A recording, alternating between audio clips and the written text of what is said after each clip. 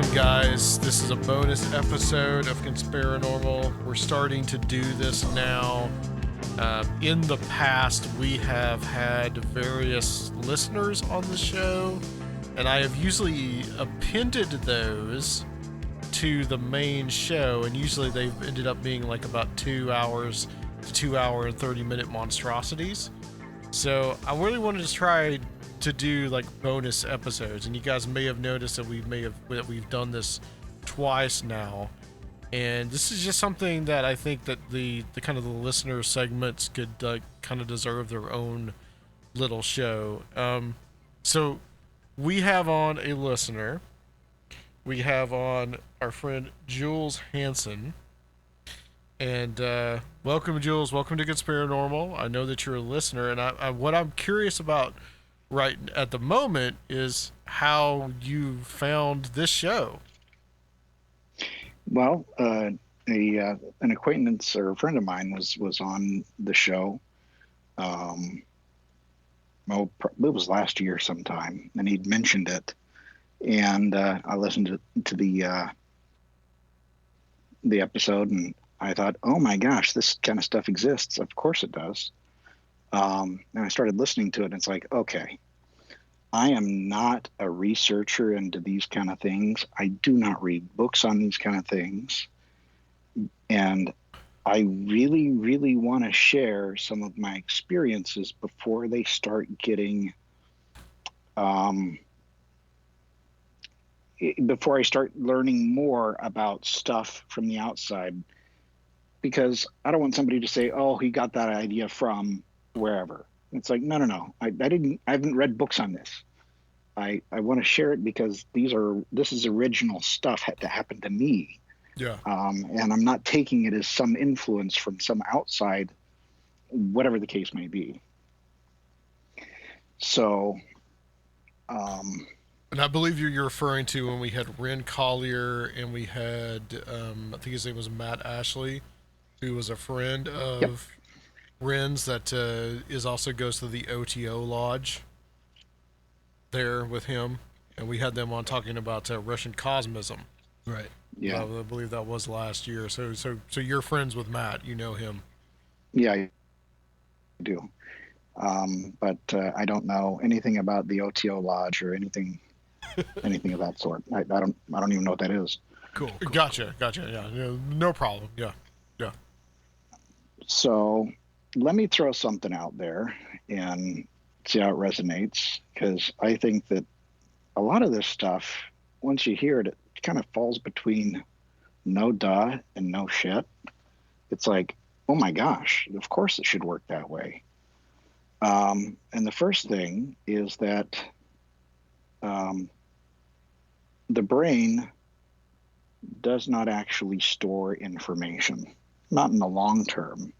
All right. It stores like short-term memory and stuff like that, but we all have a spirit that inhabits our bodies that is the recording medium, and it has an infinite capacity, and it records everything all the time. Everything that we see, hear, everything that we experience is fully recorded by the spirit. And now recall, I mean, that's what they talk about when they say that everybody has a photographic memory. It's just that we have difficult time recalling everything. Recalling data and information does happen through the brain. In fact,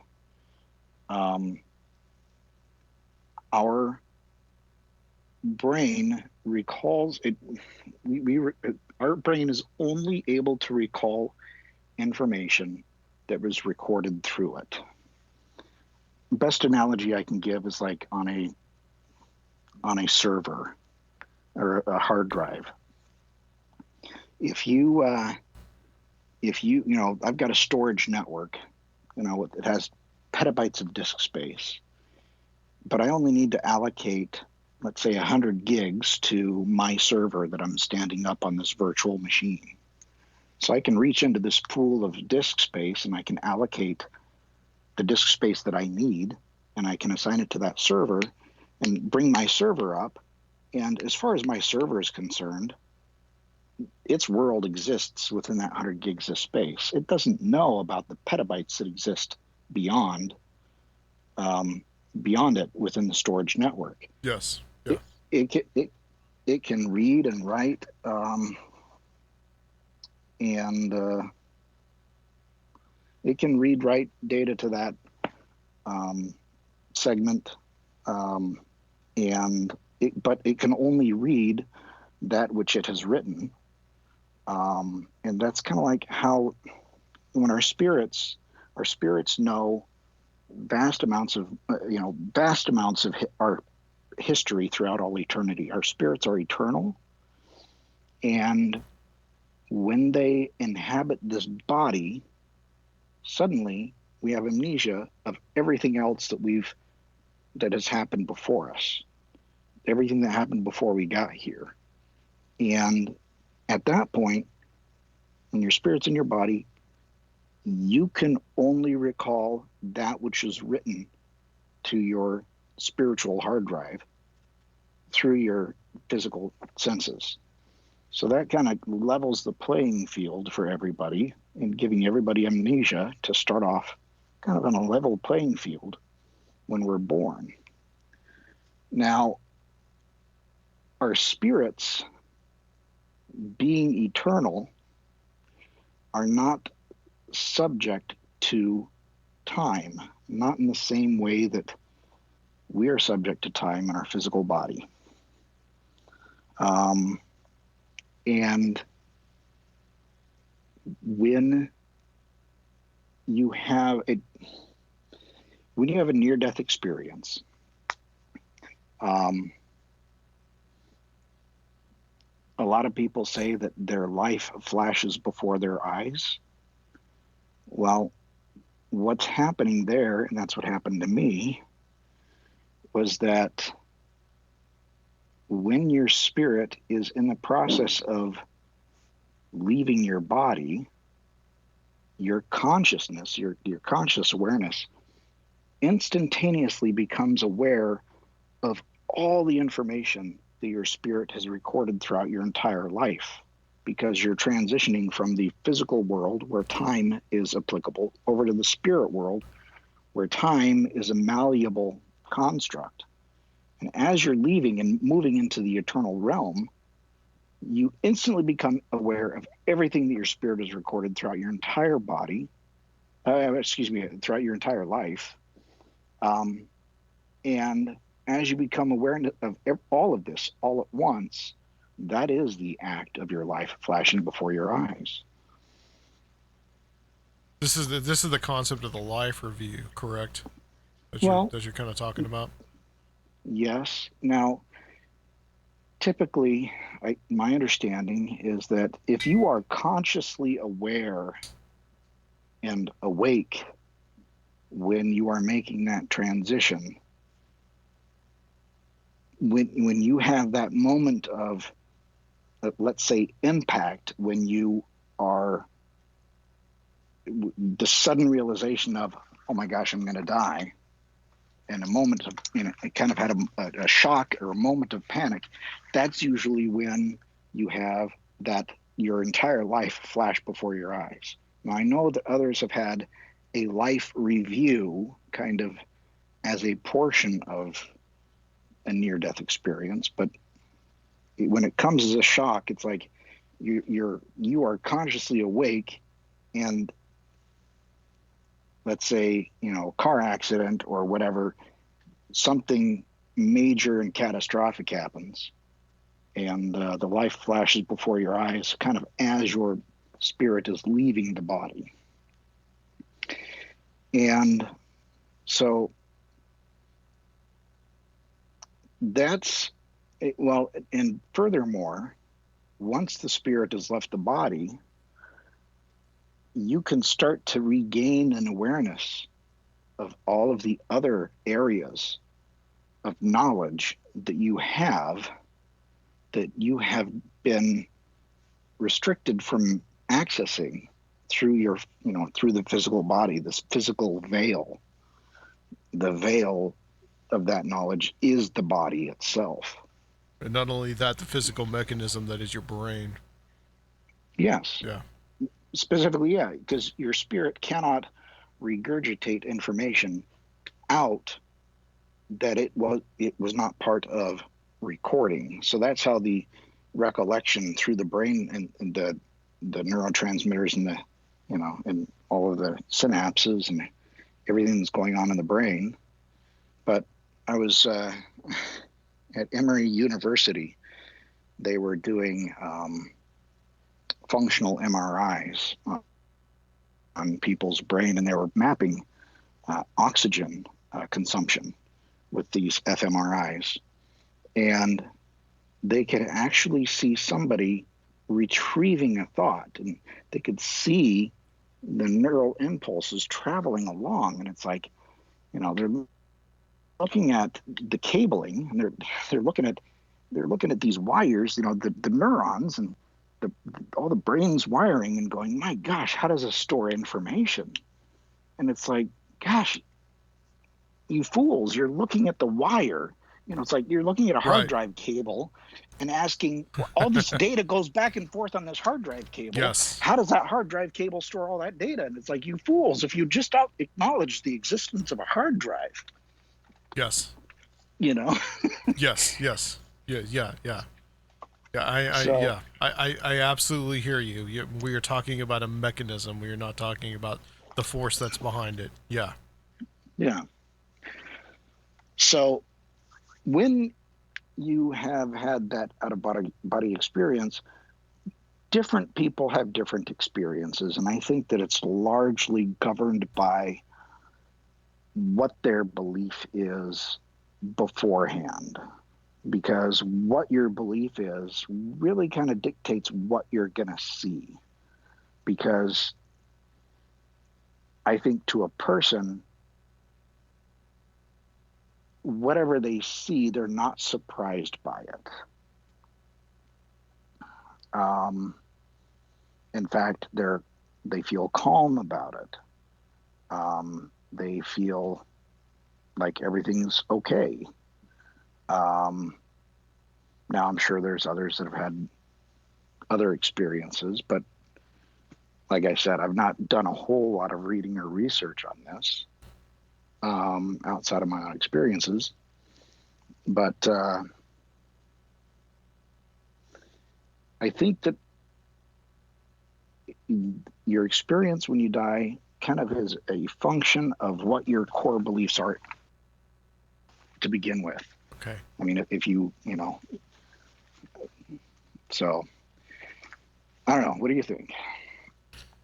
Yeah, I mean, we've heard, very similar things from a lot of people for a long time. What was your particular experience, and what was your frame of reference that impacted how you saw what happened?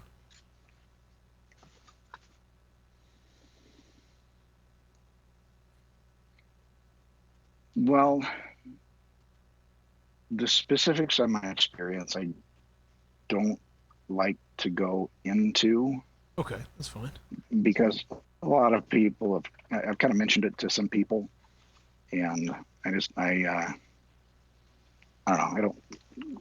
I don't feel comfortable getting into those specifics, but more along the lines of lessons learned. Yeah. I've learned that there is an ultimate truth out there. I mean, there is a God, and all truth points to him.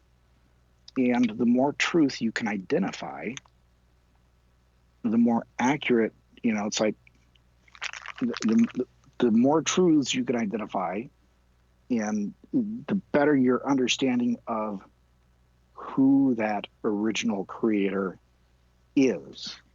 Now, I have to say that to a significant, to a very large degree, a lot of these things, just because they're true, does not necessarily mean that they're relevant. But that, because, we've all been, created, and everything's been created to have agency, and every one of us can do whatever it is that we want to do, whatever makes us happy. So just to clarify, you had a near-death experience, correct? Yeah, Two, that right? is correct. Two Yes. near-death experiences. Okay. One of them happened when I was a toddler. Okay. And you physically remember it. That's interesting. Yep. And really, I think that when it happened, it kind of made this veil that exists between the physical and spiritual world a little bit thinner. I think that I was able to pull information across from the other side, because I just kind of look at things and go, oh, I know how that works. And the thing is that I could be wrong. I could be fooling myself. And I admit that. But that's kind of why I wanted to. You think this was a continuing... reach out and touch base. Yeah. You think this had a continuing impact on your life, and would you say that it expanded your consciousness?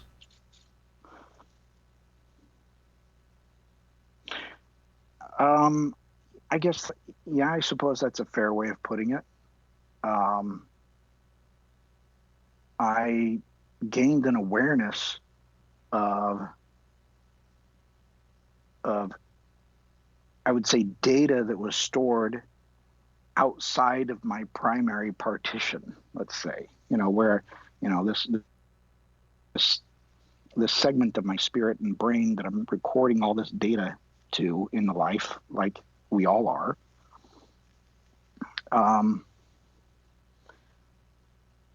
I kind of gained an awareness of other information stored. And I've had some pretty interesting experiences, some of which I don't even understand. But I don't know. So that gave you access to what some may call a cosmic consciousness or something like that.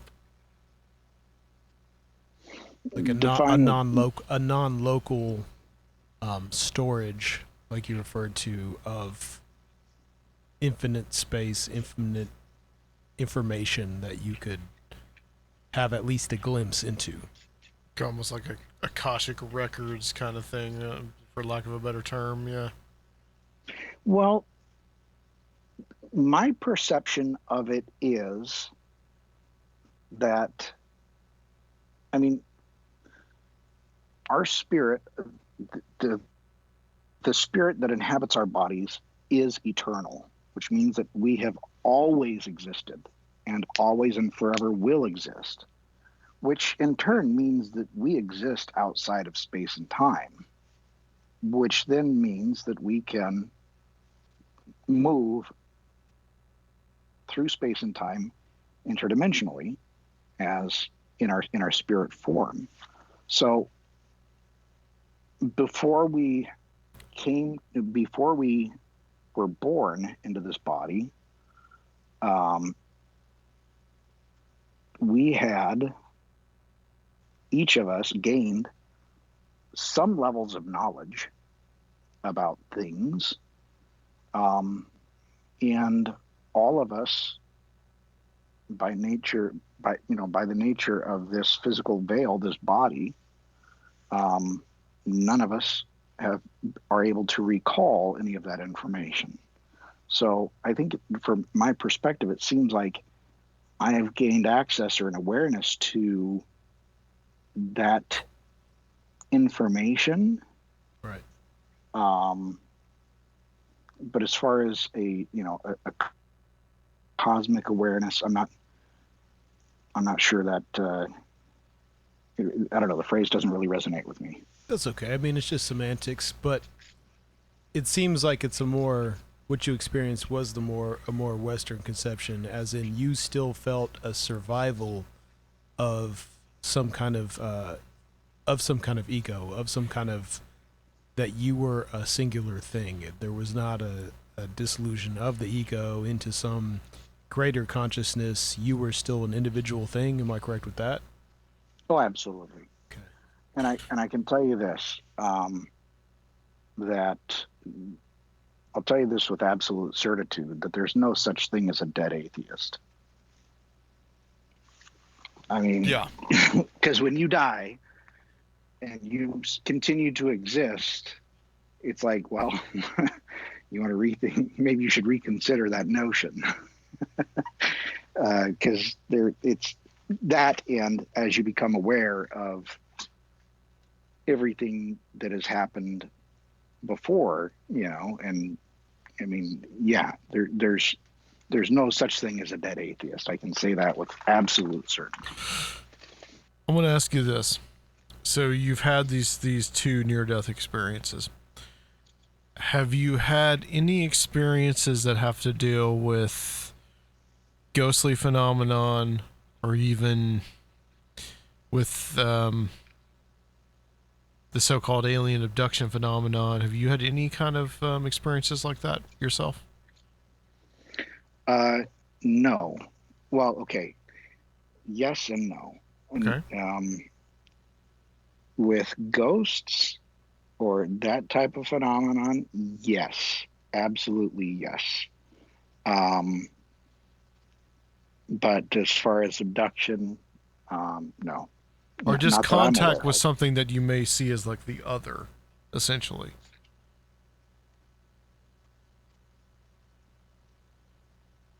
Like as far as other like alien or Or like some kind of entity or just some kind of intelligence that's independent of yourself. well, I mean, I know that we are surrounded by the spirits of people that came before us. I would not call that ghosts or hauntings or anything like that, but more of our ancestors. It seems they're here, or they stick around to try and help us out, and help us in life. It's kind of like raising their grandkids or great grandkids. They're not obligated to, but they can, if they choose to do so, do those things. But again, I wouldn't consider that a haunting or anything of that sort. But yes, I did have an absolutely bizarre experience one time coming, driving back home, traveling. I'd driven down south for an event that we went to I took my whole family with us on short notice, and we went to this event, and it was kind of a marathon run, 12 hours away, and drove down overnight, got there in the morning, and I was just exhausted, and then got barely any sleep, and then basically started driving back. And as we're driving back, we're going through Kansas City, Missouri. And I have a bunch of, I have young kids at the time. And this is, I think, 2013 or 2014. It was 2014. And yes, well, yeah, of course it was 2014. It was in October of 14. And my wife and I, we wanted to get a hotel, but we wanted to get a hotel with a door separating the two rooms so that we could have, we could be in one room and we could put all the kids in the other room, but not share the same room. And so we're calling hotels and begging them not to transfer us to their booking, because booking could never answer the question if they have rooms that are adjoined. And we finally get to this hotel in Kansas City. I think it was on the Kansas side of Kansas. And it was a convention center type place, but it was just run down. I mean, this thing was probably built in the 50s and 60s. And I mean, it was getting to be about 11 o'clock at night. I was just so exhausted. There was no way I was going to be able to drive through the night. That, and the kids got sick on the road and kind of threw up in their car seats. And it was just it was a perfect storm of just parenting. Good times. And, oh yeah. And so we pull into this hotel and walk in, and it was decorated right out of the 1970s. I mean, this place was just old and depressed. And I was like, oh my gosh, what have we got here? And they booked us, they said, yes, we do have rooms that are adjoining. And then they said, oh, shoot, oh man. And I'm like, what? And they're like, well, we're going to have to put you on the second floor. But we only have king suites that are on that level. And so I was like, whatever, I'll pay for it. I don't care. I need to get into the laundry,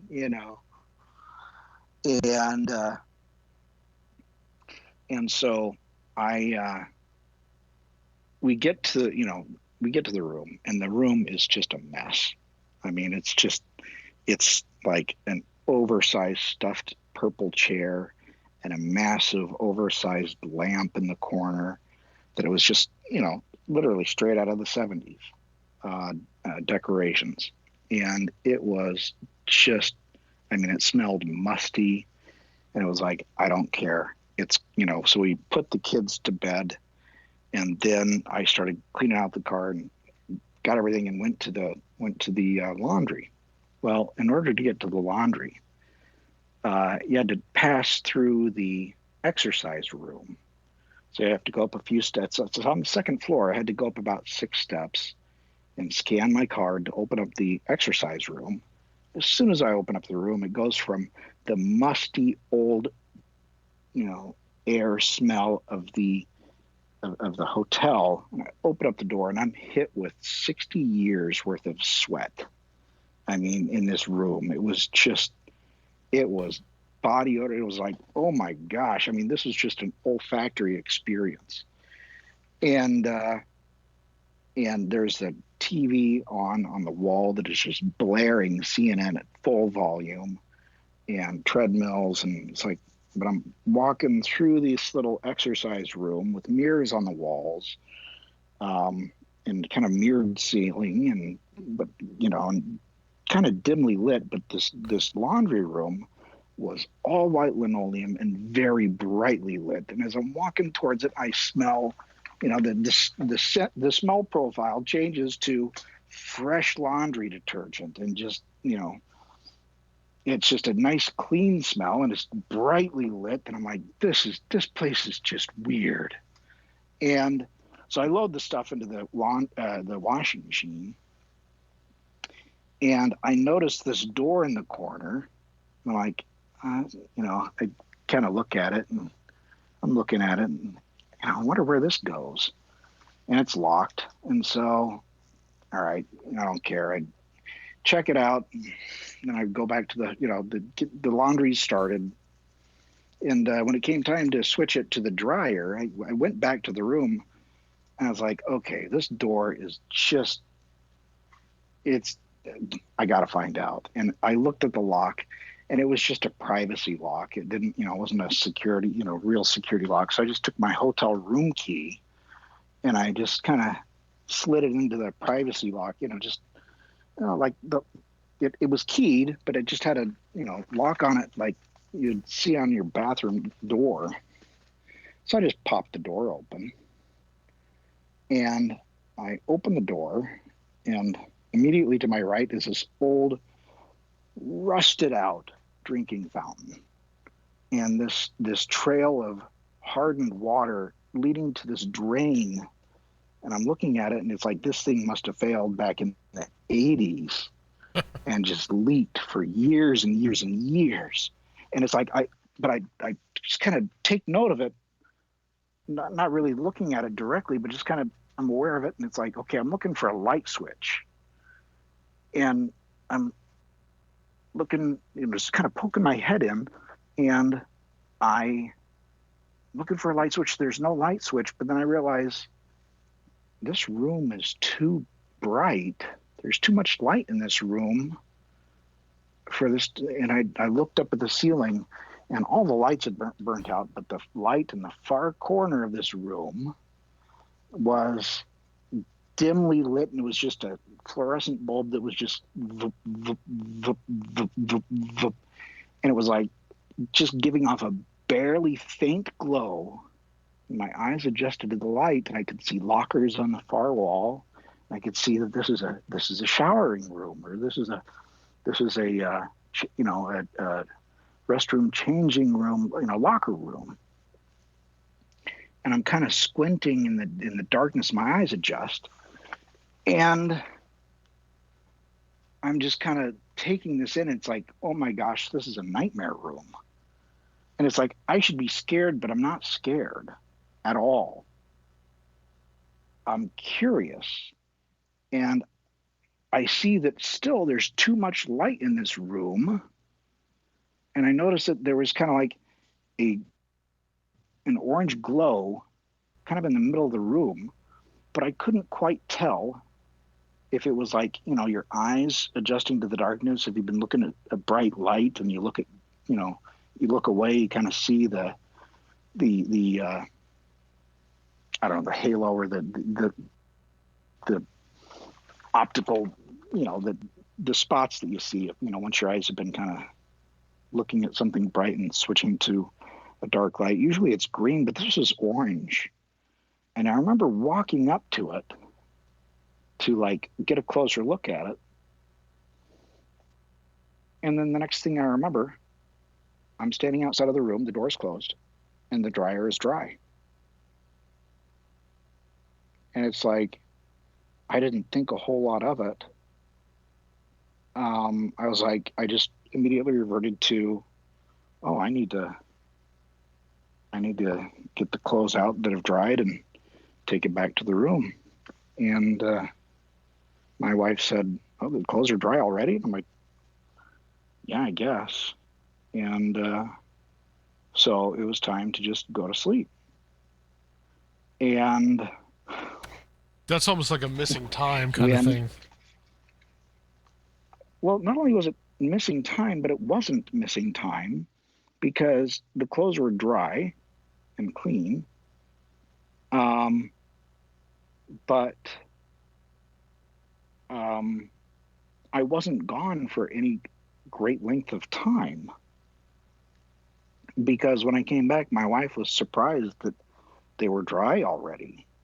I was like, no, maybe it should be, maybe it was a fast dryer. I didn't think a whole lot of it, but we were exhausted. It was now like coming up on 1 o'clock in the morning. And actually it was about midnight, if I recall. And I just laid down and was out cold instantly. Yeah. And then as I'm laying there dead asleep, I transitioned from sleep state to being awake. It was a very smooth transition. And I was lying there wide awake with my eyes closed. And I heard a tink, and the light in the corner turned on. The big oversized lamp was way over on the other side of the room. It just turned itself on. And I looked at the clock, and it was right at 1 o'clock on the hour.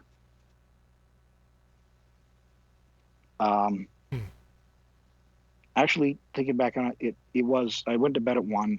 This was right at 2 o'clock, straight up 2 o'clock on the hour. And I'm having a difficult time recalling all this because I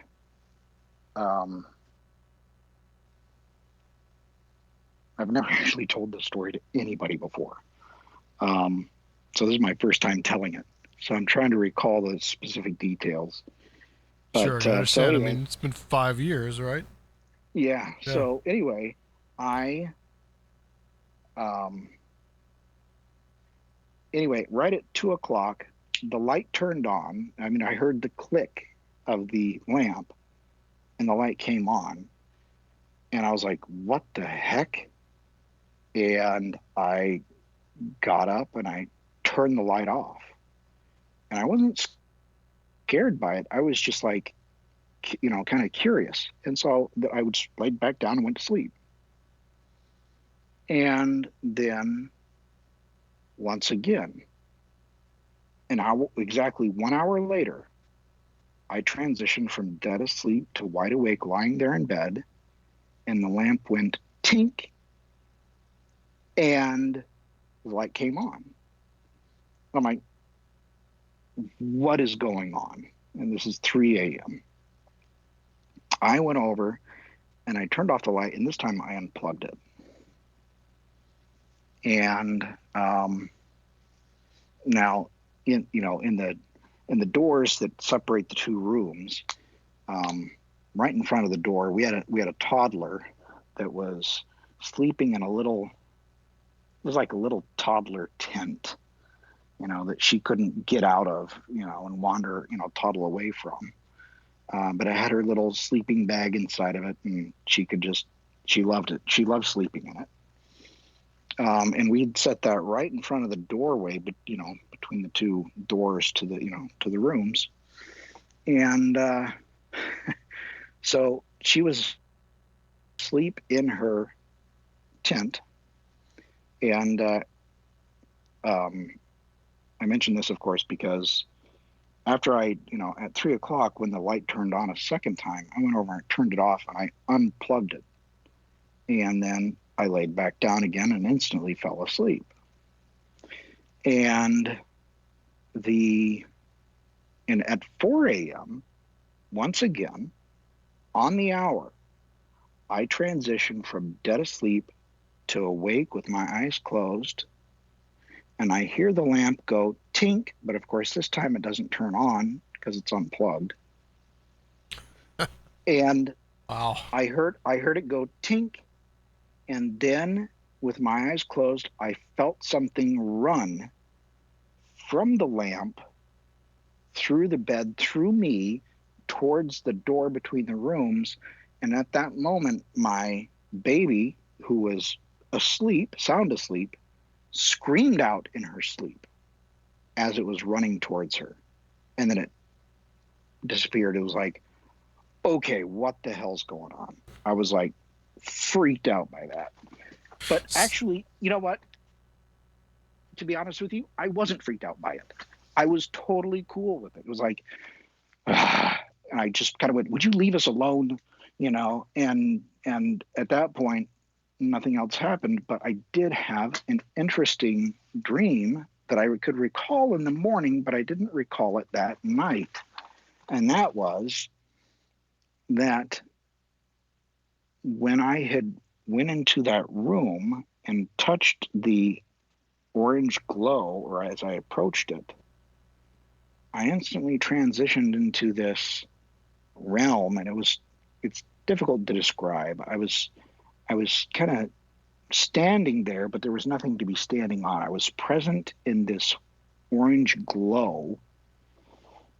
Excuse me. I was standing in this blue glow, this blue aura, and somebody else was standing next to me. And this person looked at me and called me by name. Hey, Jules. And I said, hey, what's up? And he looked at me and said, what are you doing here? You're awake. You can't be here and be awake. What are you doing? And I was like, what? Oh, shoot. And it's like, and it was kind of like this panic. And that's when things went back, and it was like, oh my gosh, I have to die. Or I don't know. I like I've done something wrong. But then that's when I kind of woke up and found myself standing there in front of the dryer, which had completed drying. And I was like, but I didn't recall that until the next morning when I was thinking back on that, what I'd termed the nightmare room. And I'll tell you, and I shared this information with one other person who's familiar with hauntings or things like supernatural stuff. And they said, people that are experiencing paranormal activities, they're not in the moment. They're not scared by it. Yes. And I said, yeah, that is absolutely correct. I was absolutely not scared. If anything, I was curious, but I was more tired than anything. But I was not scared at all, ever, at any time. I just felt like something was going on there.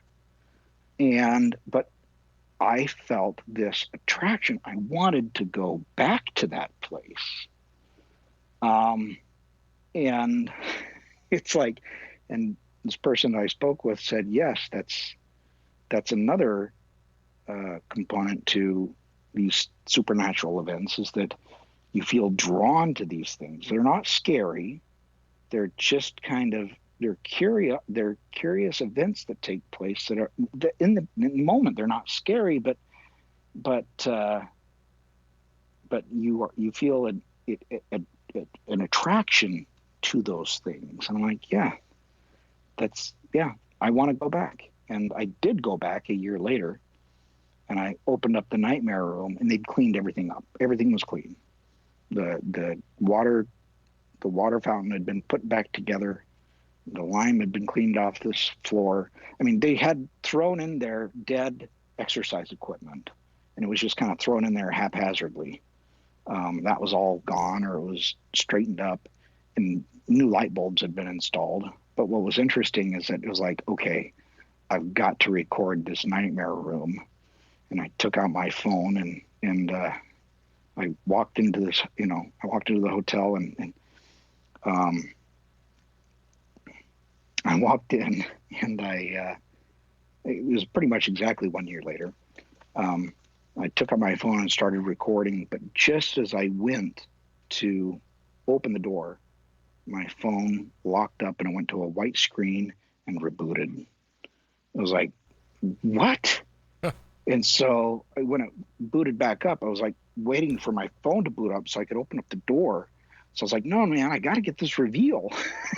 And when I opened it up, it was just a normal, it had been all cleaned up. It was nothing like it was previously. It was no longer the nightmare room, I was disappointed. So just to be straight, so you went into this laundry room, this nightmare room, as you describe it, and then you had the experience inside the actual motel room that you were staying in. Yeah. Okay. Yes. Yeah. It was. I after I left the nightmare room with the dried laundry, I went back to the hotel room, and there is a common motif that I have found out through listening to other shows and guests that I have interviewed. I don't know if you've heard our interview with Mike Cleland, but he talks about an incident where he woke up one night and he saw these three figures that he later described as, or probably the precursor to an alien abduction. That he saw these three figures outside of his window and he promptly fell asleep. And no fear involved in the experience. I've had a similar experience in my life as a child where that exact same thing happened to me. So this is a very common aspect to some of this phenomenon, is this you roll back over, you fall asleep, and B, almost as like this no fear phenomenon. I am curious, did this happen after your second near death experience or before? yes. Okay, Yeah, so it was this after. happened after. Yeah. And I do think that people that have the near death experience will also be able to experience these other things more easily than someone that has not. Oh, That absolutely. seems to be another commonality between the two. I'm curious, Yeah. since we're talking about the concept of the soul being eternal. Do you have any kind of memories of being in another life? Do you have anything like that that you've experienced? No, but I think my understanding of that is that before we are born and receive a body of our own, the pre-mortal existence, I guess I could call it, um, that we have an opportunity to work with and interact with the events and the things taking place on this world, so that when we do come here, a lot of things feel familiar to us. And in fact, I have this pet theory that in the education that we had prior to, I think, earning our opportunity to come here, that a lot of us helped to create an animal or come up with something and fit it into the food chain as part of like our our biology class, or just it's like, okay, come up with an animal, fit it into the food chain, and and let's see how it goes. And somebody created the platypus, and somebody created the mosquito. I'd like to find out who that is. Who's responsible for that one, right? But yeah, it kind of seems like, it seems like that each one of us has had some type of role in the creation of things on this earth. Not the big creation, but like at the macro level. That it's like somebody comes up with a concept and implements it, and and they're brought into existence, it seems like. And I don't know. Like I said, I have nothing to support this other than it's. I would almost call it a recollection that came to me that somebody had a role to play in this. Kind of like, not to diminish any grand creator, but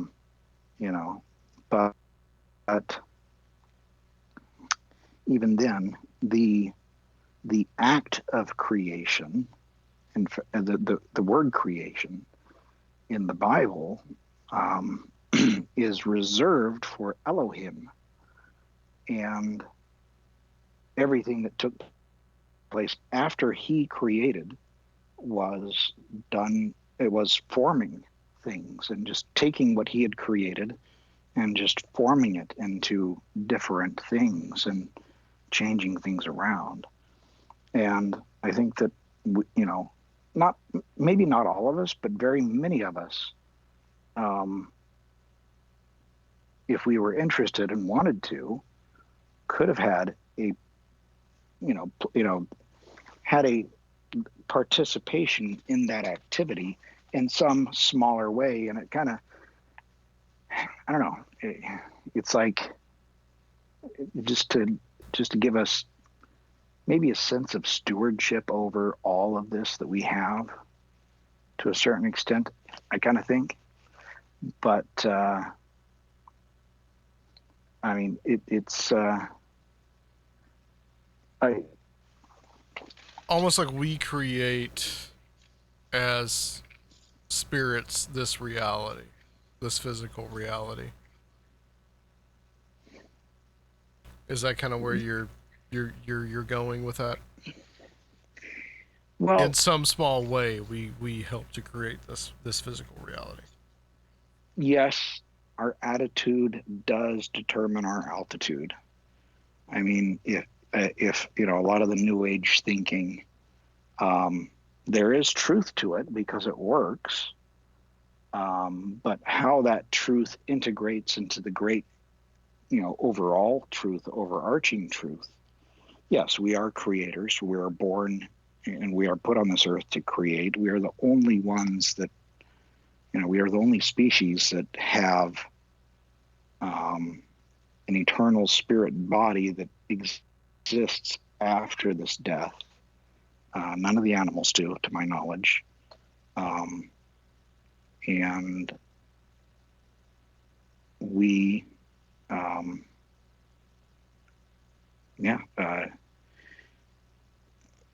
kind of to circle back to your question about like previous lives. I think that many of the experiences of previous lives comes from our participation or our experiencing of things that took place on this earth prior to us coming here. And so, if people went back and got to watch, King Tut or something like that, they could, they could see those events that took place. But then, in this life, they might interpret that as having had those experiences firsthand. That's kind of my understanding of it. Where that's how I kind of see those kind of activities, or those kinds of things. That's a very interesting idea. Because, I do see a lot of weird insects and I don't know where they come from. Yeah, it's like, all right, who created this? I mean, God, did you create that? And it's like, I didn't create that. That's not me. See something new every day, and I'm like, where did this, like, I don't know where this came from. Like, I haven't seen this before. It's kind of freaking me out. So we would have a demiurge function then. Yes, like we would.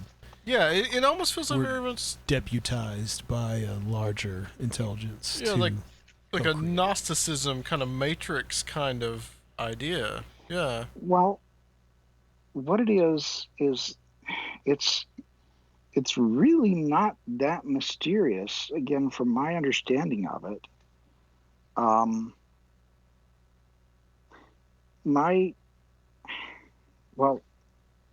understanding is that way back before we were even spirits, before we had these spirit bodies, we existed as, I'll just call it a naked intelligence. There's a component that acts and a component that is acted upon. And the intelligence is what our very core existence that has always existed. But when you exist outside of space and time, you can exist for a very, very long time with nothing happening. And, you don't notice anything because, again, there's no time. But all right, so there's very little that we know about intelligence, these intelligences, other than they are like light, and that we can kind of think and act on our own and kind of have an awareness of self. But the other component, I believe, is what we currently refer to as dark matter, or this little bits of matter or element. And these infinitesimally small pieces of matter that have negative mass, where they kind of repel each other away, kind of to keep a distance, and so they don't kind of gravitate towards one another. But that these little bits of element are capacitated to receive intelligence. And what that means is that my understanding is that in the pre-existence, in the way, way, way back, that God, the first God, the creator, the Father God, God the Father, took and sorted the intelligences from least to greatest, and then commanded that this intelligence and this bit of element, that the element is capacitated to receive intelligence. And so he made that happen by combining the intelligence with his bit of element. And then once you've got those things combined together, it can act on its own. It can do things.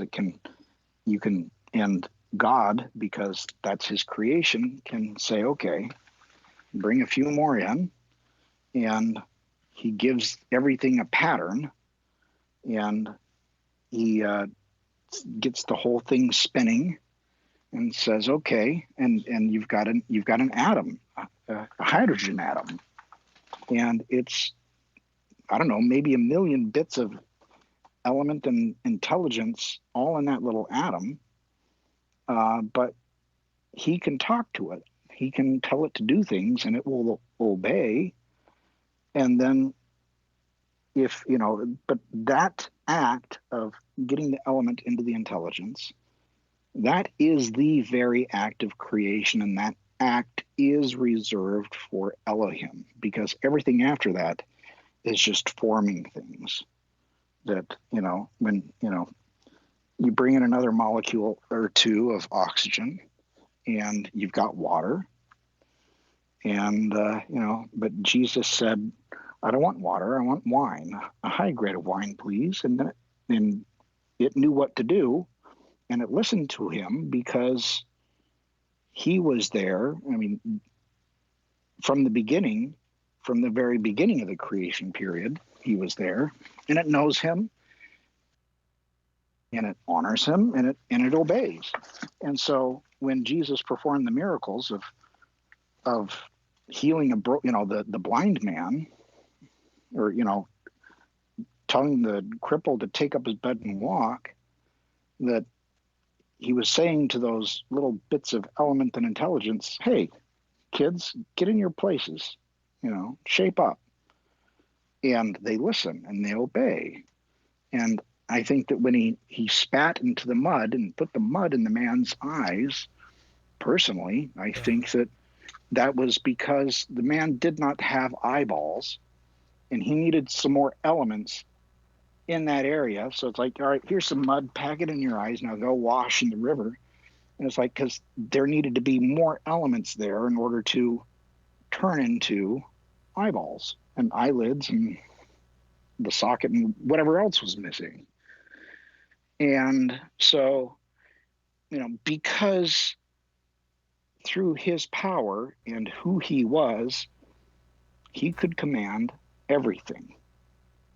And I think that prior to us, coming here, that we had an opportunity, not necessarily to create on our own, but it kind of seems like that we had a role, like, hey, let's create something, fit it into the food chain, and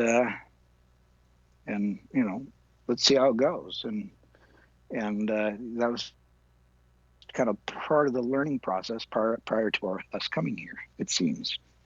But I think that we have a very long, eternal history that, again, we're not allowed to know about in our, once we get a physical body.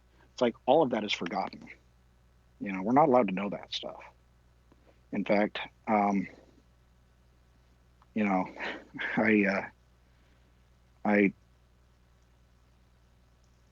I heard an interview of, I think her name's Elizabeth Dyson, the daughter of the billionaire Dyson, the vacuum Dyson. Uh-huh. And I heard an interview of her once saying that she would love to go up into outer space and experience weightlessness until, long enough until she was tired of it. And I thought, oh, that's a perfect description. How awesome that is.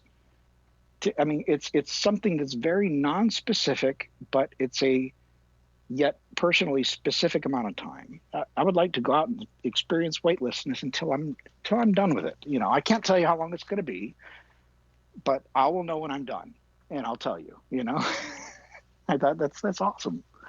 You know, uh, it and oh darn it, I forget where I was going Well, with that point. one observation that I would probably make here is that, we don't know on the quote unquote other side, we don't know what time means. We don't know what it could be a couple hours, it could be an eternity. We don't know. So anything could Yes. happen within that period of time. I think I may see where you're going with that. Yeah. Well, yeah. When your turn is, it seems like when your turn is coming up for you to come and have this earthly experience, it seems like that as you start participating in this the physical world's linear timeline, that you kind of come into sync with it, and you start experiencing you start experiencing the passage of time. And then when you die, it seems like that the passage of time starts slipping away from you. It's like losing your grasp on a rotating object, or it's like it's like it starts. It's like it keeps going on, and you just kind of drift away, and your participation, it's like you're done. And it seems like it is also, my understanding, when you die, if you pass into the light, it is different than if you choose not to and remain on the earthbound. It seems like if you're stuck on the earth, time really just comes to a stop for you. You don't experience anything new. You're just kind of stuck there, it seems. But if you pass into the light, you continue on. I mean, you continue on with whatever it is that you're supposed to do.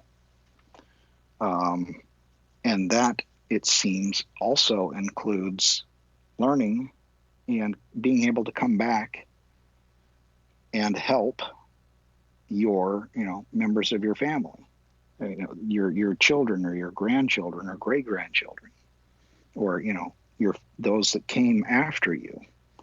You get to come back and deliver, blessings or advice or other things as it may be. And honestly, I think that as I've been listening and I've been learning about like Hecate and other entities, it seems like if you have an awareness of those and you die and you choose not to go into the light, that it seems like you can go to those and have a different experience. And what that is, I'll be honest with you, I have no idea. I don't know. It seems like there's other avenues that you can go down. And if you go down that, it seems like also then you have the ability to come back and help or work with people. And it seems like they are able to come back and help in ways that are not entirely good, let's say, like political families that are multi-generational politics. I've seen that, that they have their family members coming and giving them advice, and it's not what anyone would consider good. It kind of seems like they're leading them, on the Christian terminology, they're leading them astray or down down the wrong path, but yet it seems like there's this multi-generational path that, prior generations are there helping them. Yeah. And I was kind of perplexed as to how that could happen until I heard of the term Hecate. And again, I'm not saying that that is it, but it seems like that's the path that they have to know about to take once they die. And then they can circumvent, either being stuck here on Earth or going into the light. There's a different path for them. It seems to be. But I mean, for the most part, I've seen many times where because when we need things in life, they're often delivered to us by family members that came before us. It doesn't mean that it didn't come from a God. I use the analogy of Amazon.com. It's like if I order something from Amazon and it arrives at my doorstep, does it matter to me if it was delivered by USPS or UPS or FedEx Ground or DHL or Yellow Freight? I don't care. I don't care or Amazon Courier. I don't care how it got delivered to me. As long as it gets there. Yeah, the fact that blessing, I received that blessing from Amazon. I received it. What do I care how it was delivered? And so when somebody narrowly avoids death or a situation, there's thousands of these stories on 9/11 where people showed up late for work, or hey, I met my high school buddy, we went out drinking, we went to a game, and I stayed up late like I'd never stayed up late before, and woke up the next morning and it was like I'd overslept. It's never happened to me before, and I got into work and the first tower had already been hit. Well, Seth MacFarlane missed his flight that day, and that was one of the planes that smashed into the World Trade Center. Yeah. So, and it's like a lot of people go, well, if God saved Seth MacFarlane, why couldn't he saved all of them? And it's like, well, okay, maybe. I don't want to be crass or crude or disrespectful, but it's like some people, it's their turn to die. It's their turn, and it's okay.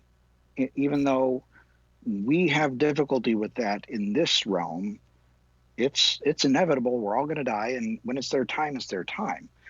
But some of them had family members that came down and said, you need to get the stomach flu. You need to get it now. And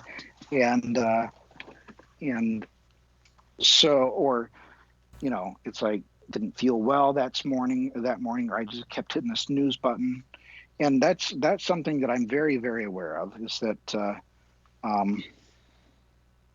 the influence of the spiritual world in our lives. That's kind of like the ancestors and all this. Yeah. I will say this.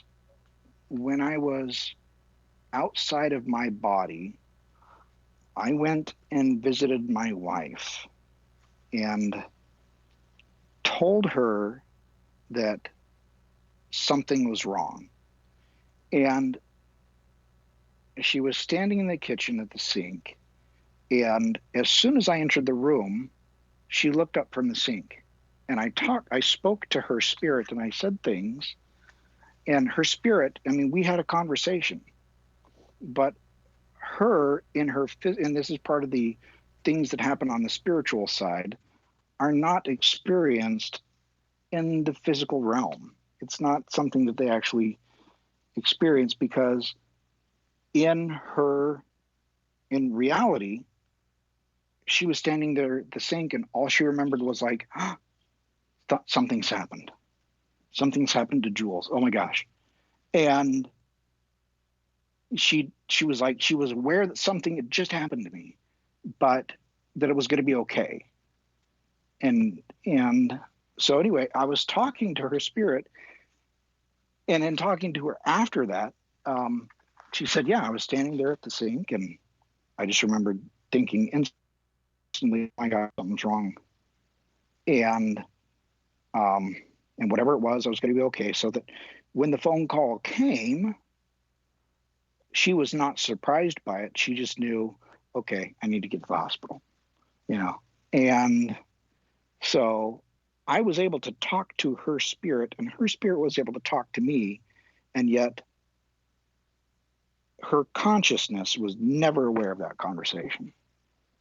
All it could convey was an emotion to her that something's happened, and that not to worry or freak out, because she said she didn't. She just felt like something had happened, and that she'll, somebody's gonna, she'll find out further information. She was kind of at peace about it, at least until she got the phone call. But anyway, but I know, and I did see people spirit beings communicating with the spirits that inhabit our bodies, and it's a two-way conversation. But in the physical world, we're completely oblivious to it. It's kind of like in the sim world. It's like I remember as a kid playing Sim City, and I could have this character that I could run.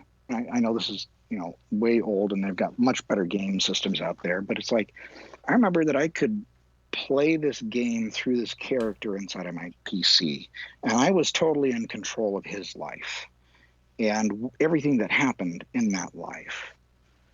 And it's like, if you kind of think of that character in that life, it's like that character has, if that were an entity, if that were a thing, it would have absolutely no concept of who I was controlling that character inside of that game.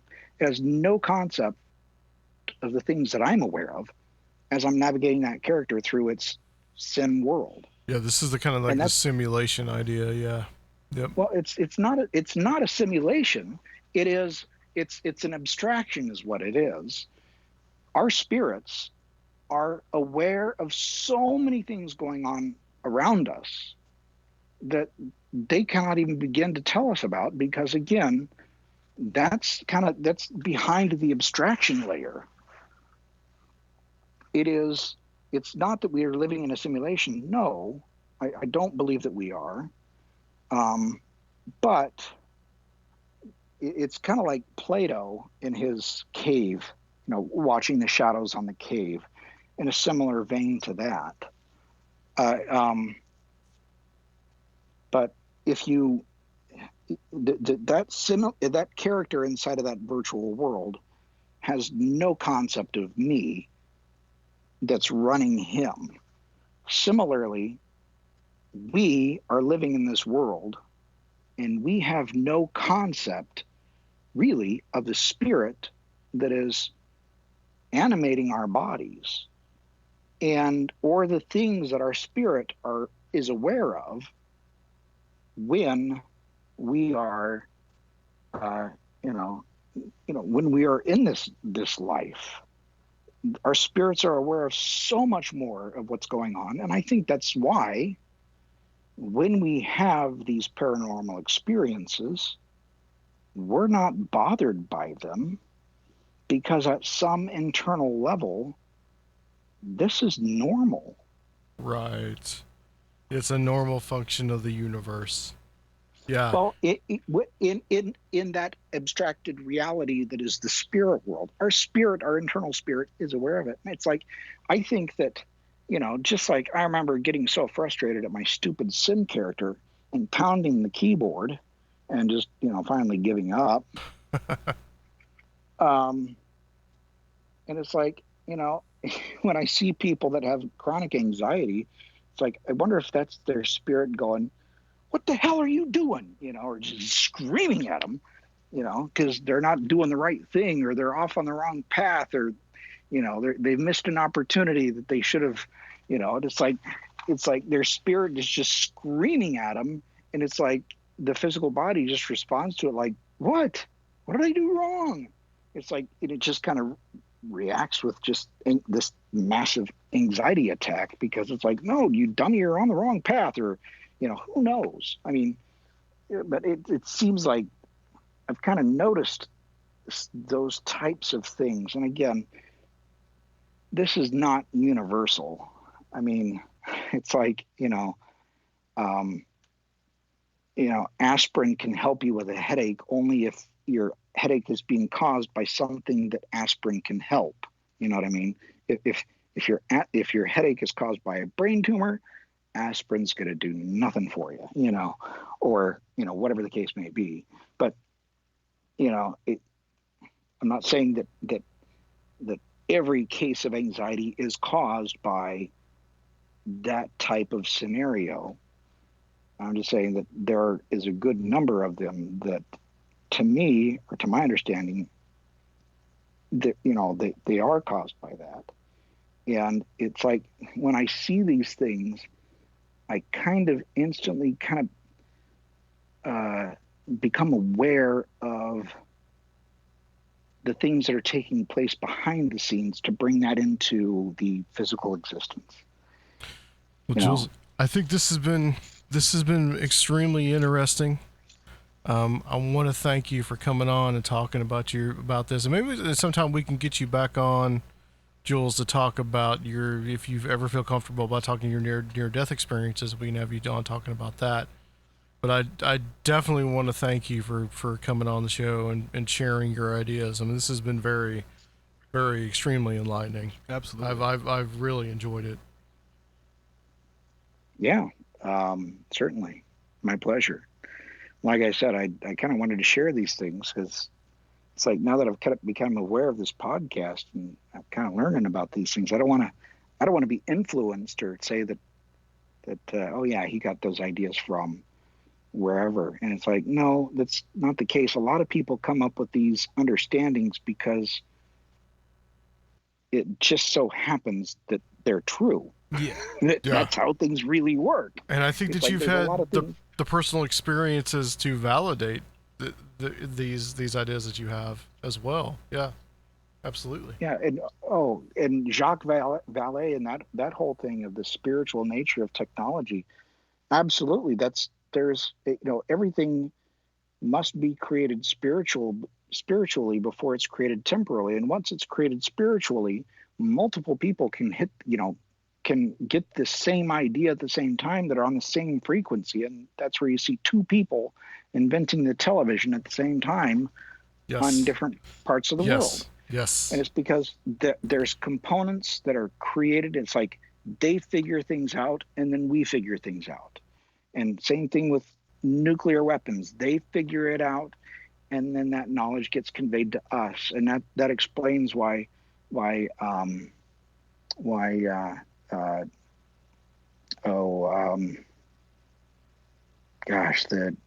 inventor of alternating current, Tesla. Yes, Nikola Tesla. Thank you. I don't know why I couldn't remember that, but Nikola Tesla, he had these quote unquote hallucinations where he was shown an AC generator and he asked, "Can I take it with me?" And it's like, no. It's like, well, can I draw it? And he draws it into the sand. It's like he was given a vision. It's like, look, you need to create this. And it was like, it was not enough to just kind of, to drip that information into the consciousness. It's like, no, we need this now. And he needs to have this information. We're going to open up a vision to him, and he might seem nuts, but who cares? He's going to do great things. And he did. And so, I mean, there's truth to what Jacques Vallée has said. And again, I know very, very little about him. I mean, I learned the guy's name just a few days ago, and it's like, oh yeah, he's totally. Everything that I hear, it's like he's spot on. There's something to that. The spiritual creation, this third entity, or the spiritual origin of these things. It absolutely is. And when it comes to space aliens, and their ability to transition from the spirit world into the physical world.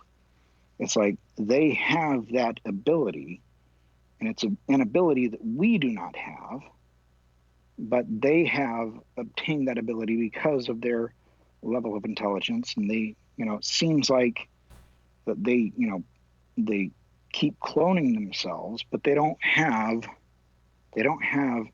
a spirit body. They don't have a soul. That's why their eyes are dark. And is that why they need us? Right. Well, it seems like it's like they want to have a soul, but it's kind of like they figured out how to manipulate and control these, this matter, so they could bring their own materials into existence.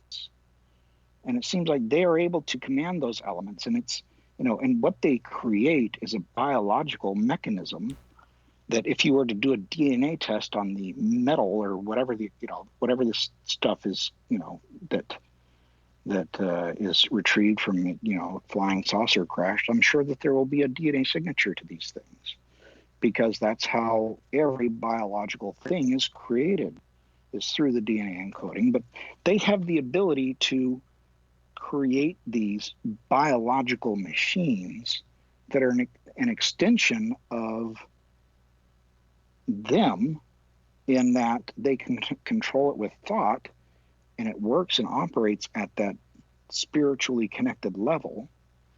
But they've kind of figured out, it seems like there was an intelligence that was quite smart that figured out how to command the elements and bring things together and to create, but they skipped that step of creating a spirit body and then giving it a physical body. They just created physical bodies. They just jumped straight to that level, it seems.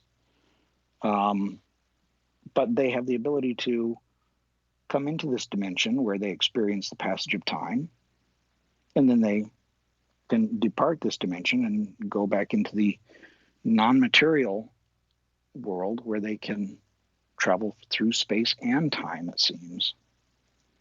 But I mean, it's like all of these components, all these puzzle pieces can fit together.